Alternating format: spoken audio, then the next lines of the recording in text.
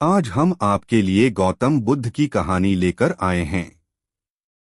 यह कहानी गौतम बुद्ध के जीवन की सच्ची घटना है। हम आशा करते हैं कि ये महात्मा बुद्ध की कहानी आपको पसंद आएगी। गौतम बुद्ध जब भी अपना प्रवचन समाप्त करते, अपने शिष्यों को 3 बार समझाते और कहते कि जाओ अब अपना अपना काम करो। उनका एक प्रिय भिक्षु था आनंद। उसे यह बात अजीब सी लगती कि रोज रोज उसी बात को कहने का क्या मतलब है। और जब एक दिन उससे रहा नहीं गया तो उसने उन्हें टोक दिया।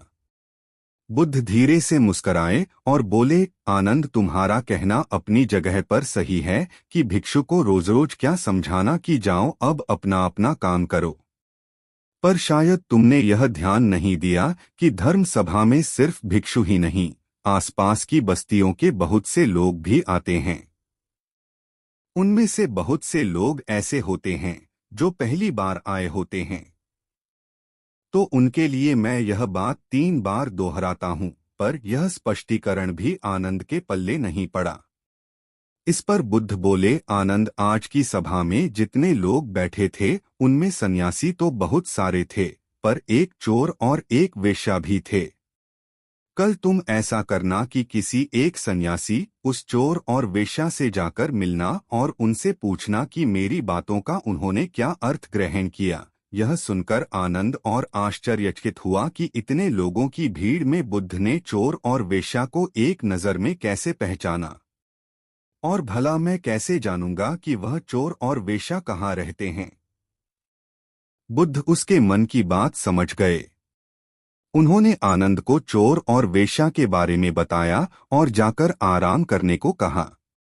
आनंद ने जैसे तैसे उत्सुकता में वह रात काटी और अगले दिन सुबह सुबह तहकीकात के लिए निकल पड़ा। सबसे पहले वह एक सन्यासी के घर पहुंचा जो बुद्ध की धर्म सभा में नियमित रूप से आता था। आनंद ने उससे पूछा, रात्रि सभा में बुद्ध ने जो आखिरी वचन कहे कि अब जाकर अपना अपना काम करो, आपने उससे क्या सीखा। इस पर वह भिक्षु बोला, इसमें सीखने वाली क्या बात है। भिक्षु का नित्य कर्म है शाम को ध्यान, अल्प भोजन और विश्राम। मैंने कल भी वही किया। आनंद को पता था कि भिक्षु से उसे यही उत्तर प्राप्त होगा। आठ वह मुस्कराया और चोर के घर की ओर चल पड़ा। पूछते पूछते वह चोर के घर पहुंचा। चोर उस समय सो रहा था। उसे उसके घर वालों ने जगाया और बताया कि भिक्षु आनंद उससे मिलने आए हैं। यह सुनकर चोर चौंक उठा और हाथ जोड़कर आनंद के सामने हाजिर हो गया।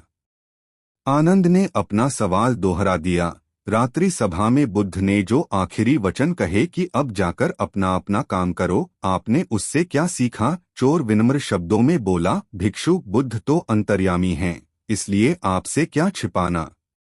मैं कल रात पहली बार बुद्ध की धर्मसभा में गया और उनके प्रवचन सुने। मेरा तो जीवन ही सफल हो गया। बुद्ध के प्रवचन सुनने के बाद मैं उनके कहे अनुसार अपने काम यानी कि चोरी करने निकल पड़ा। और कल इतना तगड़ा माल हाथ लगा कि अब आगे मुझे चोरी करने की जरूरत नहीं पड़ेगी। अब मैं अपना जीवन आराम से काट सकूंगा। चोर की बात सुनकर आनंद हैरान रह गया। वह वहां से उठा और वेश्या के घर की ओर चल पड़ा।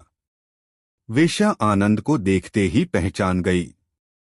उसने आनंद को प्रेमपूर्वक घर के भीतर बुलाया और उनके लिए जलपान लेकर आई। जलपान ग्रहण करने के बाद आनंद ने वेश्या के सामने भी अपना सवाल दोहराया। यह सुनकर वेश्या बोली, भिक्षु, भगवान बुद्ध ने अपने प्रवचन के अंत में कहा कि जाओ अपना अपना काम करो।